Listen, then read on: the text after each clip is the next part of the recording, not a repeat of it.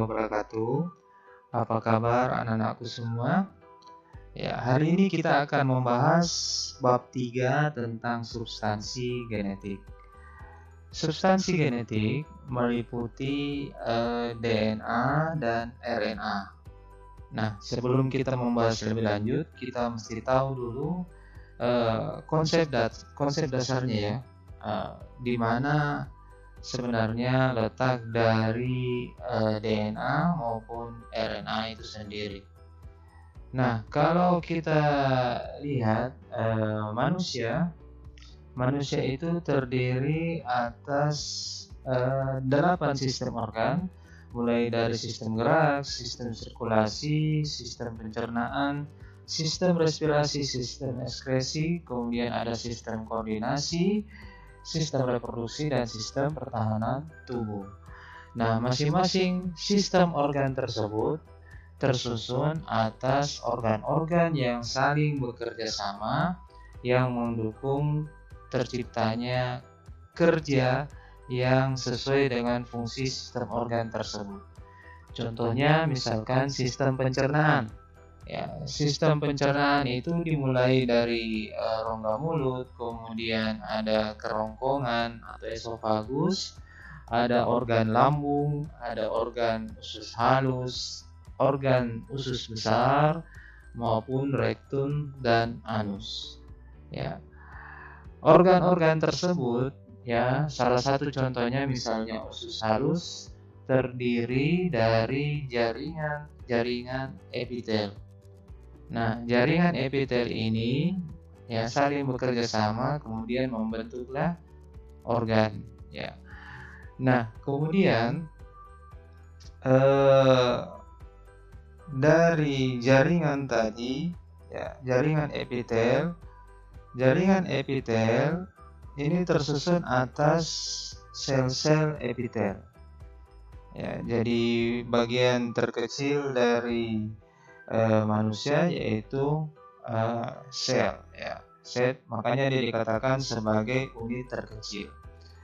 Nah, di dalam sel, ya, kalau sel kita amati, maka dia terdapat membran sel, kemudian organel sel, kemudian ada inti sel.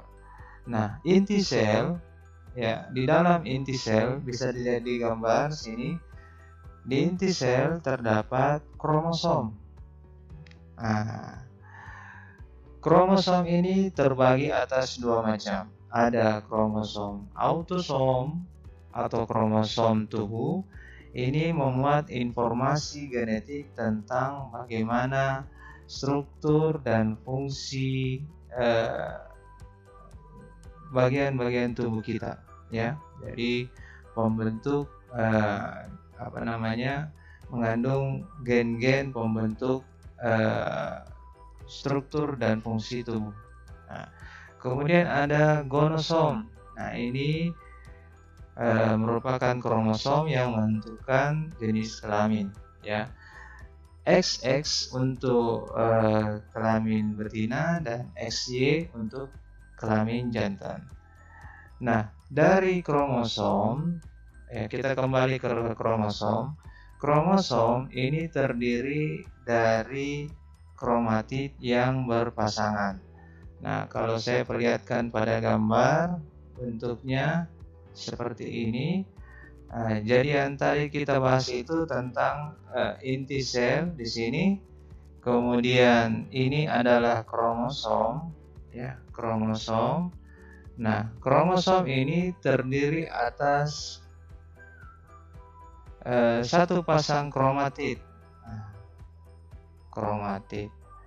Nah, jika kromatid ini diuraikan, ditarik panjang, maka terdapat struktur benang-benang yang disebut kromatin. Nah, kalau kromatinnya lagi diuraikan, memanjang, maka setiap kromatin itu tersusun atas selonoid, ya, di mana setiap selonoid terdapat nukleosom, ya. setiap selenoid terdapat nukleosom. Di dalam nukleosom, disinilah terletak bagian protein, ya, bagian protein, dan ada bagian yang melilit berupa DNA. Protein sendiri terbagi dua, ada protein histone, yang ini ya, protein histone, dan ada protein non-histone. Ya, ini kalau struktur dari nukleosomnya. Nah, selain protein, di nukleosom terdapat juga DNA. Di dalam DNA terdapatlah gen, di mana setiap gen membawa satu sifat. Ya.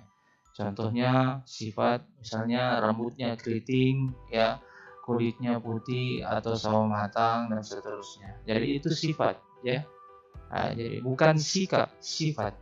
Ya, sifat itu secara fenotip maupun genotip. Nah, kita kembali di sini di bagian untuk DNA ada dua hal yang dapat dialami oleh DNA. Yang pertama, DNA bisa mengalami proses replikasi. Nah, proses replikasi ini akan menghasilkan DNA yang baru. Ya, ini terjadi proses replikasi. Sedangkan untuk proses sintesis protein, maka DNA akan mengalami proses transkripsi. Ya, transkripsi itu adalah proses awal proses untuk sintesis protein. Ya, jadi ini. Oke. Nah, pada proses transkripsi, maka DNA akan membentuk RNA. Kemudian RNA akan ditranslasi sehingga nantinya akan muncullah struktur berupa polipeptida yang merupakan dasar dari protein. Ya, struktur awal dari protein. Jadi kita sudah tahu bahwa letak dari DNA, ya, letak DNA itu berada pada nukleosom, ya, nukleosom berada pada selenoid. Selenoid terdapat di kromatin, kemudian kromatin terdapat kromatid, ya, terdapat pada kromatid. Kemudian kromatid merupakan yang saling berpasangan membentuk kromosom, ya. Kemudian kromosom, jika ditanya di mana kromosom, ya, kromosom letaknya di inti sel. Ya, makanya kita sudah tahu bahwa DNA itu letaknya di dalam sel. RNA juga letaknya di dalam inti sel. Kapan RNA terbentuk? Yaitu pada waktu DNA mengalami fase transkripsi pada proses sintesis protein. Oke. Nah, kita lanjut pada struktur DNA. Struktur DNA. Untuk struktur DNA, ya,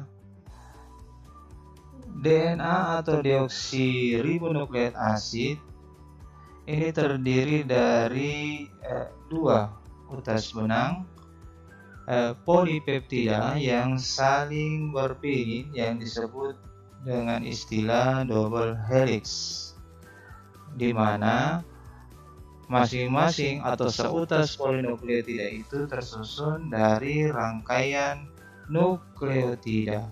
Nah, ya, jadi DNA, ya, terdiri dari dua untai, ya, yang disebut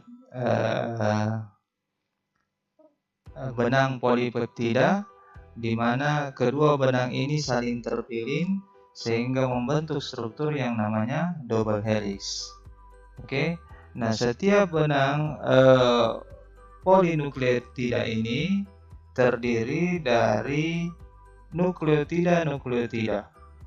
Nah, struktur dari nukleotida, ya, terdiri dari gula deoksiribosa yang ini ya. Kemudian terdapat ikatan fosfat, ini ikatan fosfatnya ya. Kemudian terdapat basa nitrogen ini. Jadi satu nukleotida terdiri dari gula deoksiribosa, kemudian asam fosfat, dan satu basa nitrogen. Jadi kalau dari gambar ini kita bisa lihat ada satu, ini dua, kemudian ini ada tiga, lalu ada 4 nukleotida ya. Sebelah kiri ada 4 nukleotida. Kalau sebelah kanan kita lihat ini satu, kemudian ini yang kedua, ini yang ketiga ya, dan ini yang keempat. Jadi sebelah kiri ada 4 nukleotida, sebelah kanan ada 4 nukleotida. Nah, pada nukleotida ini terdapat basa nitrogen. Nah, kalau pada DNA, basa nitrogennya itu ada adenin atau disingkat A, kemudian ada timin atau T, lalu ada guanin atau G, kemudian ada sitosin atau C. Nah, kita lihat untuk pasangannya, C berpasangan dengan G, A adenin pasangan dengan T, G pasangan dengan C, T pasangan dengan A. Ini bisa dilihat di ikatan sini ya. Ini pasangan-pasangan basa nitrogennya ya. Nah, yang menghubungkan antara nukleotida yang kiri dan kanan ada satu ikatan yang namanya ikatan hidrogen ini. Jadi ini menghubungkan antara nukleotida sebelah kiri dengan nukleotida sebelah kanan. Nah, oke. Ya, jadi itu struktur DNA. Nah, menurut James Watson dan Francis Crick, ya ini yang pertama mengungkapkan tentang struktur DNA. Dia mengatakan bahwa DNA itu merupakan struktur yang double helix ini ya, double helix. Kemudian dia seperti tangga tali yang berpilin ganda. Lalu sebagai anak tangganya adalah pasangan basa nitrogennya, di mana A pasangan dengan T, C sitosin atau S pasangan dengan guanin. Ya. Jadi ini ya. Yang ini adalah dia katakan sebagai ibu tangganya, sedangkan yang ini ya, saya ganti dulu ya. Yang ini pasangan basa nitrogennya, ini sebagai anak tangganya. Ya, jadi struktur DNA ini menurut James Watson dan Francis Crick, dia seperti tangga tali yang berpilin. Nah, jadi bentuknya seperti ini. Ya. Nah. Oke. Nah, kemudian tadi di bagian di atas disinggung ada proses replikasi DNA. Nah, proses replikasi DNA ini ada 3 macam. Ada yang disebut replikasi konservatif, ada semi konservatif, dan ada dispersif. Pada proses replikasi DNA, nantinya dia akan menghasilkan DNA yang baru. Ada 3 teori.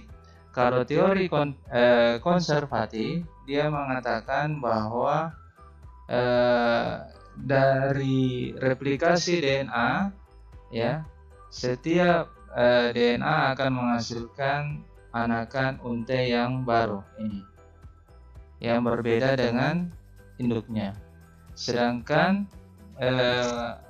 teori semi konservatif mengatakan bahwa dari replikasi DNA, ya, menghasilkan 2 anakan DNA baru. Masing-masing DNA baru ini membawa 1 pita yang lama, ini yang biru, dan 1 rantai pita yang baru, yang warna merah. Jadi ini kita lihat, ini teori replikasi semi konservatif. Sedangkan tipe dispersif, ya, masing-masing DNA baru akan membawa fragmen atau potongan-potongan yang saling berselang-seling antara pita rantai yang lama dengan pita rantai yang baru. Jadi bisa dilihat perbedaannya, ya, untuk teori-teori replikasi DNA, ya. Oke. Nah, kemudian dapat kita lihat perbedaan antara DNA dan RNA. Kalau kalau RNA ini disebut ribonukleat acid. Dia hanya berbentuk single helix atau 1 untai rantai, ya. Kemudian tersusun juga sama tersusunnya, yaitu tersusun atas gula ribosa, fosfat, kemudian basa nitrogen. Kalau di DNA, dia bedanya adalah gulanya itu adalah gula deoksiribosa. Artinya apa? Kalau DNA, gula pada DNA, dia mengalami kehilangan 1 atom oksigennya. Dan ini D artinya kehilangan 1 atom oksigennya. Bedanya dengan RNA, gulanya tersusun atas gula ribosa, ya. Kalau DNA, deoksiribosa. Oke. Kemudian ada beberapa macam RNA. Nah, RNA ini, macam-macam RNA ini akan berperan dalam proses transkripsi, yaitu proses sintesis protein. Yang pertama ada RNA duta atau mRNA atau biasa disebut messenger RNA. Ini dibentuk oleh DNA di dalam nukleus. Tugasnya adalah membawa kodon, ya, kode genetik dari DNA, ya, membawa kodon dari DNA. Kemudian ada RNA ribosom atau rRNA. Ini terdapat banyak di ribosom, ya. Ingat lagi pelajaran kelas 11, ribosom itu merupakan salah satu organel yang ada di dalam sel yang fungsinya adalah untuk sintesis protein. Nah, sintesis protein. Nah, oke. Kemudian RNA yang ketiga yaitu RNA transfer atau tRNA. Ini berada di dalam sitoplasma. Perannya adalah untuk mengikat asam amino sesuai dengan kode genetik yang dibawa oleh rRNA. Ya, jadi ini berperan dalam proses sintesis protein. pada proses transkripsi. Nah, kemudian perbedaan selanjutnya, kalau pada DNA, ya, basa nitrogennya itu terdiri dari adenin, guanin, sitosin, dan timin. Nah, kalau pada RNA, pada purin sama, terdiri dari guanin dan adenin, sedangkan yang berbeda itu pada pirimidinnya. Ya, dia terdiri dari sitosin dan urasil. Oke. Nah, jadi secara ringkas dapat dilihat di gambar perbedaannya. Kalau DNA, ya, kalau DNA dia double helix, ya, ada 2 untai polinukleotida, kemudian dia terpilin, ya. Sedangkan pada RNA dia hanya terdiri dari 1 untai. Kemudian perbedaan yang kedua, pada gulanya, kalau DNA dia disebut deoksiribosa karena kehilangan 1 atom oksigennya. Sedangkan pada RNA disebut gula ribosa. Oke. Kemudian perbedaan yang ketiga yaitu pada basa nitrogennya, yaitu pada bagian pirimidin. Kalau pada DNA dia ada timin, kalau RNA dia urasil. Ya, jadi itu perbedaan antara DNA dan RNA berdasarkan struktur dan basa nitrogennya serta fungsinya. Oke, saya kira untuk pembahasan substansi genetik kita cukupkan sampai di sini. Nanti kita akan lanjutkan lagi pembahasan berikutnya yang masih berkaitan dengan substansi genetik dan lebih mengarah pada pewarisan sifat pada pembahasan hereditas. Terima kasih atas perhatiannya. Assalamualaikum warahmatullahi wabarakatuh.